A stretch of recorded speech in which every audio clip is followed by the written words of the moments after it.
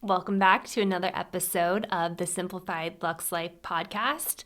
Today, we're going to be talking about how to make the holiday season the easiest you have ever had. And this can definitely apply to summer or, spring break, back to school, whatever you want it to apply to.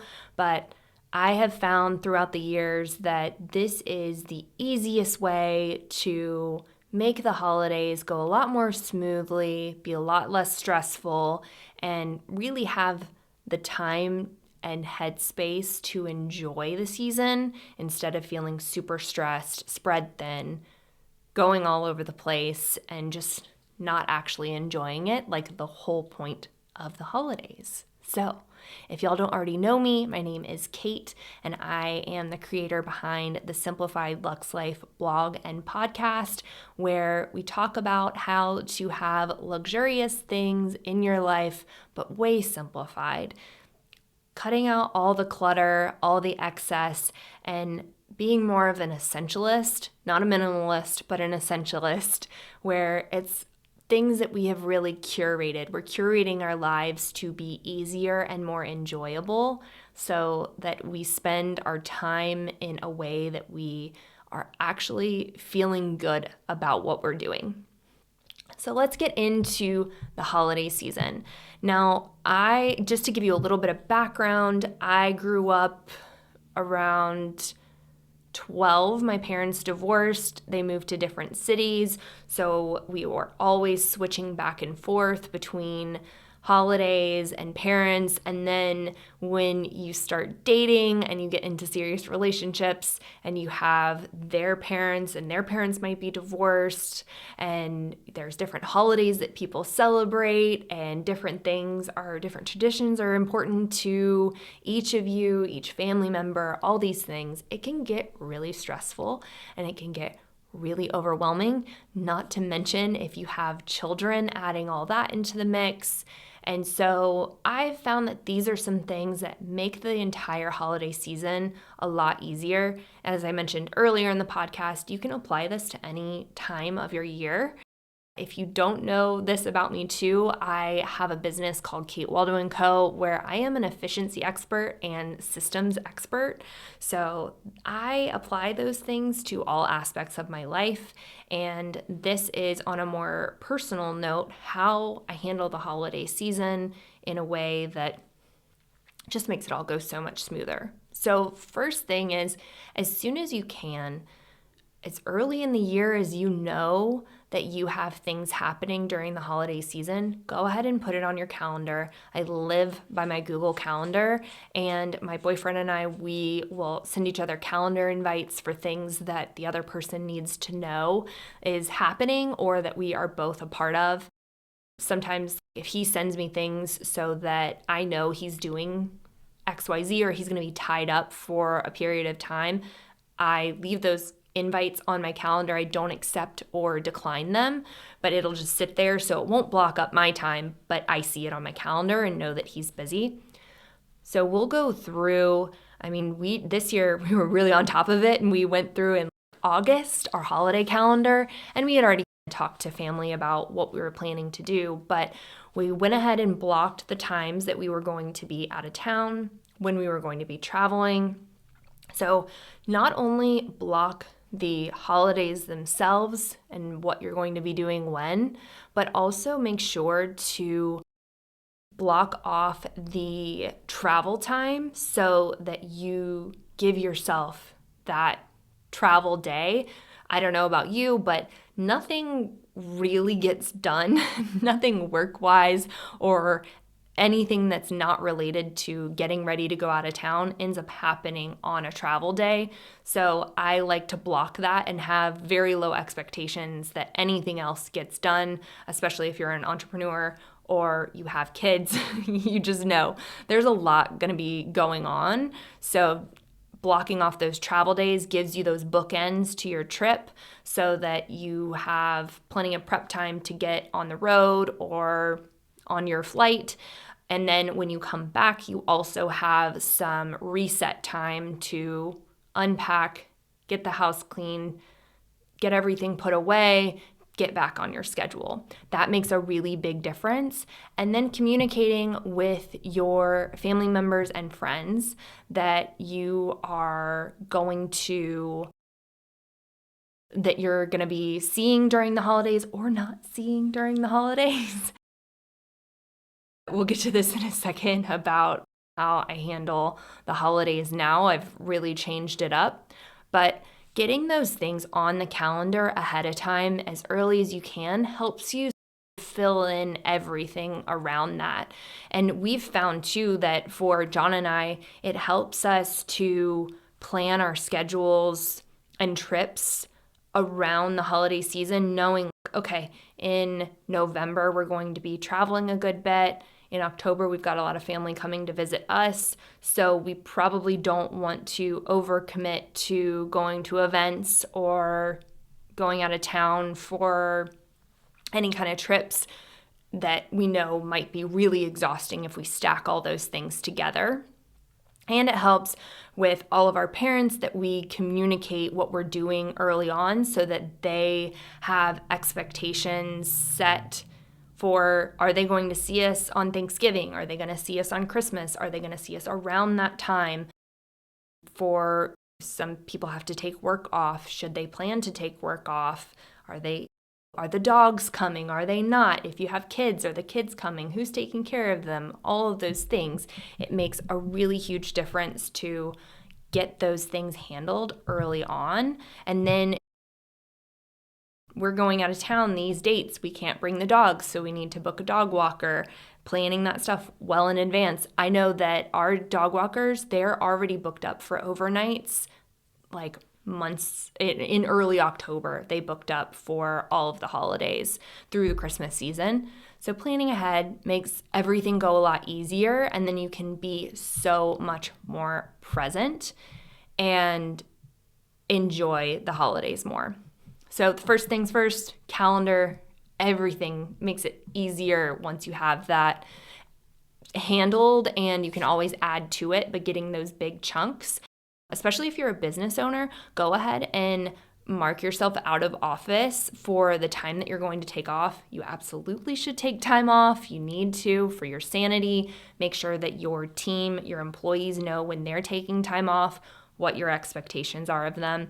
I'm going to do an episode on that over on the 3-Day Work Weeks podcast, which is for Kate Waldo and Co., to get a little more in the weeds on how running your business during the holiday season. But handle that calendar as early as you can, update it as you go, share with anyone who is involved in the process. The second thing is gifts. At Simplified Lux Life, I am not a big fan of excess of giving people tons and tons of stuff. Even my loved ones, I just don't buy a lot of excess. I like to give really intentional gifts. So what I do is I have a locked note on my phone that you have to have a password to get into it. And I will write down each person that I plan to buy gifts for during the holiday season. And throughout the year, I have the memory of a goldfish. It can go in one ear and out the other. If I don't write it down or it's not on my calendar, it basically doesn't exist. So it helps me a lot to write down throughout the year gift ideas on a note. And then I can come back to that when it's time to start buying things, and I'm not just following whatever random Instagram ad that I'm like, all right, I guess that'll work. So things are a lot more intentional, and they are, more well thought through. I like to give gifts that are really intentional. And also, I find that gifts that are something, great rules of thumb, a gift that is something that you would want to receive is typically a good gift to give. A gift that someone can actually use, consume in a short period of time, I always find those to be really great gifts, like food, jellies, jams, Chex Mix, free, those kind of things make really great gifts, and they're great to have on hand. so that if there's somebody that you forgot on your list, or there's somebody that gives you a gift and you want to return the favor, you have something on hand. That's something that you can start thinking on early. And then as you go, when you have free time, you can start collecting those items so that you are prepared and you're not scrambling last minute, because we all know that the holidays sneak up fast and then so much is happening and we don't want it to be stressful. You don't have to be Martha Stewart, but if those are things that you care about doing, you can plan ahead for it and make it a lot easier on yourself so that you're not trying to do everything at once and it's not a scramble. The next thing I would suggest is buy your gifts early, but not too early, because unless you have a ton of extra space or a really good hiding spot, you don't want all those gifts cluttering up your house. You probably will end up overbuying because you don't even know what you have. Personally, I don't set up terribly early for the holidays. I'll probably put my tree out like mid-November. Sometimes I'll wait until after Thanksgiving. But I find that if I buy too many gifts too early on, then put them away, I'll forget what I bought and I'll end up just impulse buying other things. And then I end up giving people like junk, or not junk, but just too much that it's just not even necessary. And so I would recommend, once you are able to get the gifts in, plan ahead, but if you can do it in a way where you can wrap them and have them ready to go out under the tree so they're decorative, that is really nice. I also buy in bulk similar wrapping paper so that it is very cohesive, and I actually like looking at the gifts when they're out there. If you buy a gift from any type of local place, which I always recommend shopping local, ask them to gift wrap it for you to save you the time. Even if it's $5, it's worth it, and you don't have to spend the time doing it, because that can take a lot of time. And as far as gifts go, I always recommend experiences over stuff. If you can give someone an experience where you can make a memory together, that's so special. Those are the gifts that I always loved and still love. But you can make them cute, and you can invest in cute wrapping, make it a thing, print off some stuff. You can go cheesy with it to make it look like more than it is. If it's just a gift card to go on some cool excursion, wrap it up, put some cellophane, print out some cute little clues or something like that to make it even more fun. And then it doesn't feel like, oh, here's a card in an envelope, and you get that experience of unwrapping something, which is nice. And as I mentioned, wrap the gifts. When you start buying, go ahead and once you get at least 3 or 4 gifts, start wrapping them, get your wrapping stuff together, and then that way you don't have to hide them as much. It depends. If your kids are really sneaky, you know what you have to do to keep those from them. But if they're not too bad, then you can go ahead and wrap, and as soon as you can put them out under the tree so they're nice decorations. And as far as your own stuff, I know this is a little bit taboo, but I find that I love gifts that I ask for that are things, for the most part, I buy whatever I need, but there are things that fall into the category of, oh, I would like to have that, but I don't necessarily want to go out of my way to buy it for myself. Those often make really great gifts, and with my family, we have an understanding that we just tell each other what we want, and that prevents a lot of extra pajamas and dish towels, those kind of things. It's not just you end up with crap or things that you don't want, or somebody tries to be really thoughtful, but had you told them that you really wanted a Kindle for Christmas, that they would have loved to get that thing for you instead of buying you 3 random things that they saw when they were on a trip. Use that at your own discretion and communicate so that people don't think you're saying, buy me this gift. It obviously works better with people who are the most close to you. I do think that we should have friend registries. You can do that on Amazon. You can make a list. think if you like had that with your friends where you could say, here's my registry. If you ever want to buy me a gift, you can, which I don't know. That's a little whatever. But I always like to get people what they want. So that's where that rule of thumb of buy people things. If you're going to buy a thing that you want or an experience that you want for yourself that either you've loved or you've wanted to have. And then most of all, like, the holidays should be about making memories. It's not about the stuff. So think about the small things that make the holidays special to you. Talk with your loved ones about what are some traditions that they really liked or that they always wish that they had done, and start to put those in place. Whether that's baking cookies or drinking hot chocolate and driving around to see the Christmas lights, looking at all the old Christmas cards, those kind of things. Have an idea. You can have a list. If you're like me, make lists. Like, that's how I operate. So it helps me a lot to have those things to refer back to. Otherwise, I just get stuck in routine and don't end up doing anything special, or go the opposite end of the spectrum and feel like I need to do some big, grandiose thing, get tickets to the Nutcracker and have a fancy dinner out and all those things. Nothing wrong with that if that's something that you want to do, that you plan to do, but it's great if you can plan ahead so that you don't feel obligated to do something big and over the top just to make the season memorable. When you're out at the grocery store,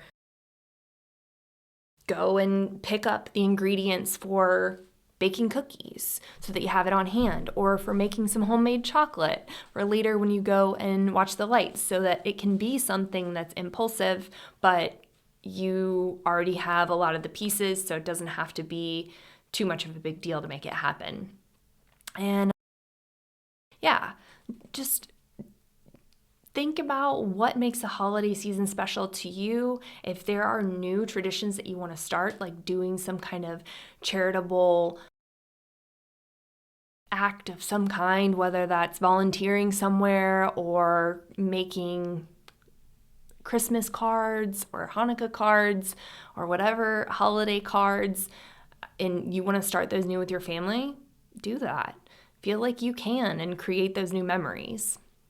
And then this one is probably the most controversial, but I have found that family being optional for the holidays has made it so much less stressful.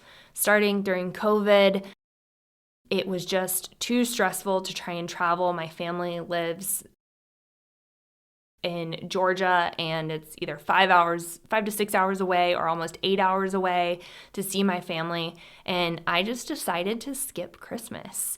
And I know, like, it's really controversial. The first time I did it, all my friends were like, "Are you sure? Are you okay? Do you want to come to Christmas with us?" Which is so kind. But I found that it was so nice to skip Christmas because I could just do what I wanted to do on that day, and I've kept that tradition going, and it makes it so much less stressful. There's something about family and the actual day of the holiday. I don't know about you guys, but it just makes it so stressful to try and plan to see all the family in one day and do all the things, get all the traditions in one day. And when you spread it out, it makes it feel like the season is lasting long, like the good parts of the holiday season are lasting longer. And ultimately, your peace is what is the most important. So if your family doesn't light you up, you don't have to spend all, if any, of your time during the holidays with them. I'm giving you a permission slip that you don't need from me. But if you needed to hear it, this is your permission slip to skip the holidays if you want. If it doesn't light you up, go do the things that you want to do, make new memories, have different traditions that you want to do now.